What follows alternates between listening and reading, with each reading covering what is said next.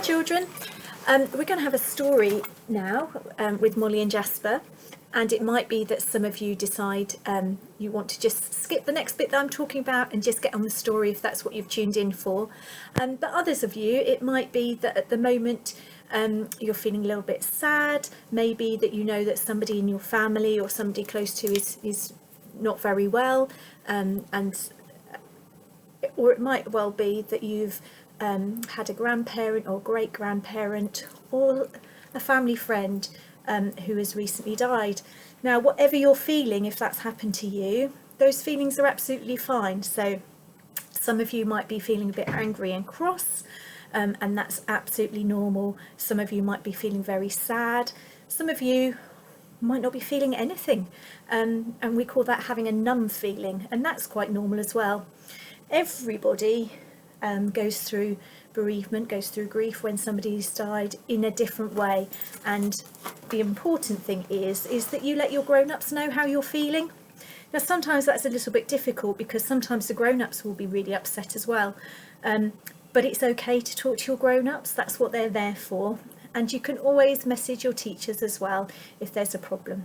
Okay, so if you were in school and you have had somebody close to you that has died, or it might even be a pet that's died, then you would either be seeing Mrs. Eastaugh or Miss Robson, or you'd be seeing myself, and we will be doing some work with you. Now that's a bit difficult at the moment, but I thought I would share with you a story that I've shared with lots of children over the years, including my own children, and it's called Badger's Parting Gifts. So we're going to share that story. Molly and Jasper might stay with us. They might decide they're going to wander off, and that's absolutely fine with them as well if they decide to do that. Okay. Badger's Parting Gifts. Badger was dependable, reliable, and always ready to lend a helping paw.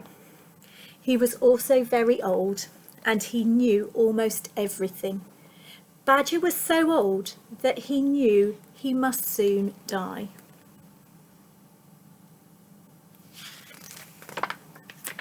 Badger wasn't afraid of death.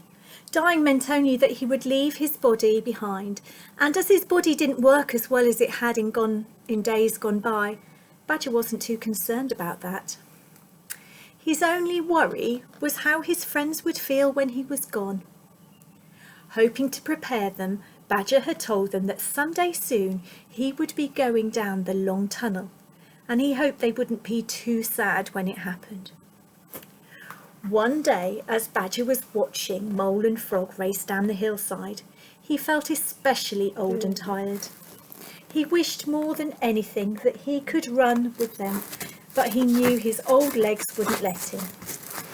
He watched Mole and Frog for a long time, enjoying the sight of his friends having a good time.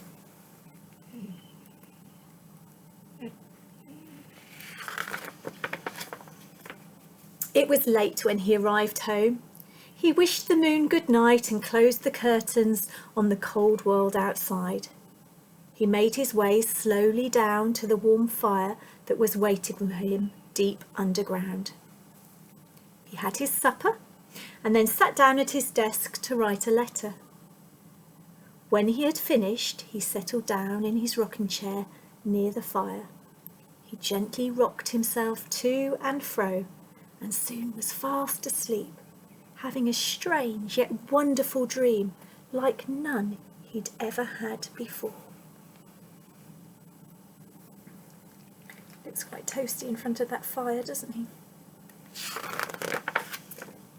Much to Badger's surprise, he was running. Ahead of him was a very long tunnel. His legs felt strong and sure as he ran towards it. He no longer needed his walking stick, so he left it lying on the floor of the tunnel. Badger moved swiftly, running faster and faster through the long passageway until his paws no longer touched the earth. He felt himself turning head over paws, falling and tumbling, but nothing hurt. He felt free. It was as if he had fallen out of his body. You see, he has left his walking stick behind.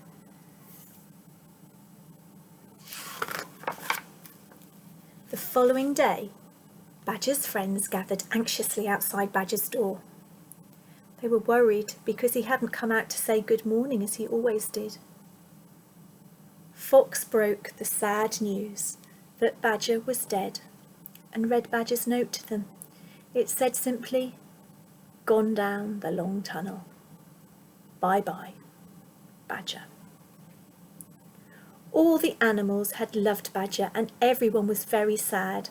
Mole especially felt lost, alone and desperately unhappy.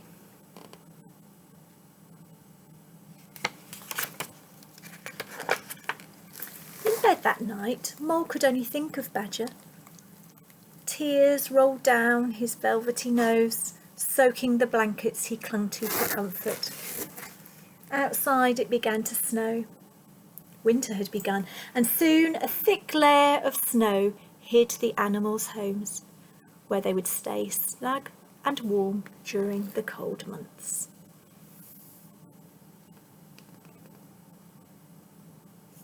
See Mole.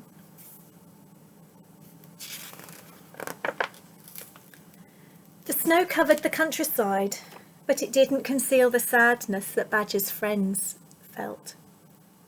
Badger had always been there when anyone needed him.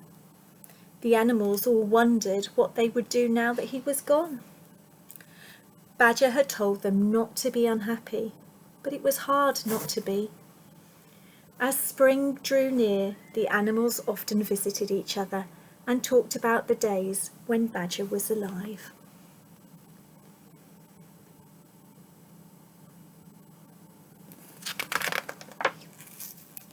Mole was good at using scissors, and he told them about the time Badger had taught him how to cut out a chain of moles from a piece of folded paper.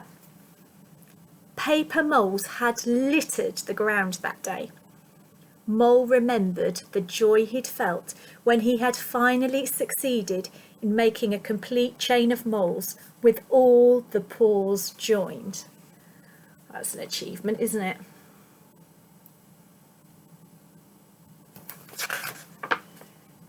Frog was an excellent skater. He recalled how Badger had helped him take his first slippery steps on the ice. Badger had gently guided him across the ice until he had gained enough confidence to glide out on his own. That's a good skill to have, isn't it?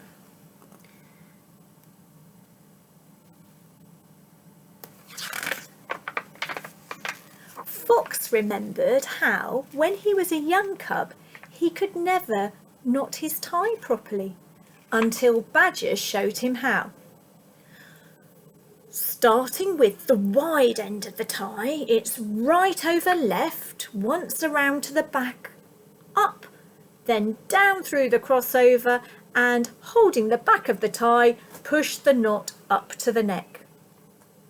Fox could now tie every knot ever invented, and some he'd made up himself. And of course, his own necktie was always perfectly knotted.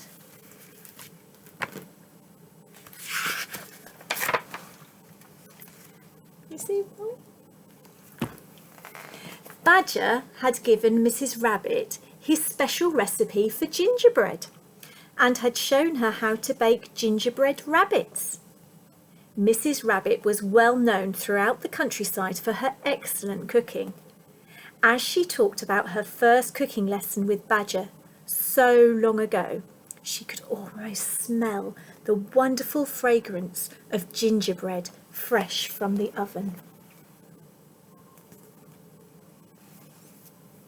Each of the animals had a special memory of Badger, something he had taught them that they could now do extremely well. He had given them each a parting gift to treasure always. Using these gifts, they would be able to help each other.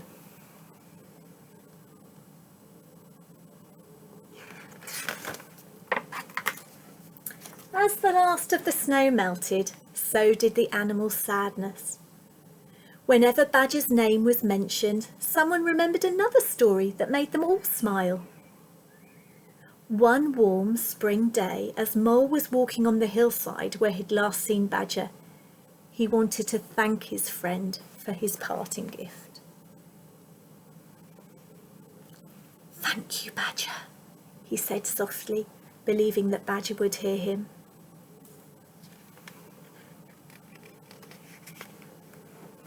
And somehow, Badger did.